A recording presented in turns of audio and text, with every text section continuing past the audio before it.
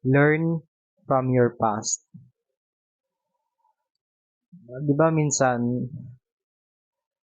kaya paulit-ulit na nangyayari yung kung anong sitwasyon natin ngayon kasi hindi tayo natututo.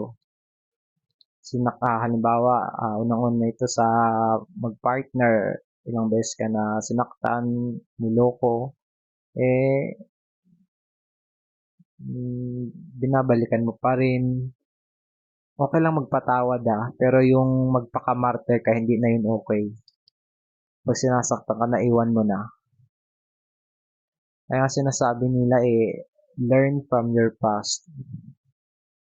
Yung mga nangyari sa'yo sa past na yun, gawin mong strength, gawin mong daan, parang guide para maging mas mabuti kang tao, mas mabuti yung gagawin mo, mas malinaw kung anong tatahakin mong landas o wala na desisyon kung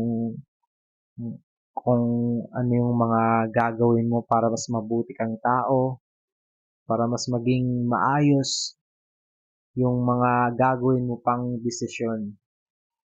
Kasi malaking impact, malaking tulong yung past natin sa kung ano tayo ngayon sa present time, lalo sa future. Sobrang importante ng past na yun, kaya bigyan mo ng halaga yung mga nangyaring hindi maganda sa'yo sa past.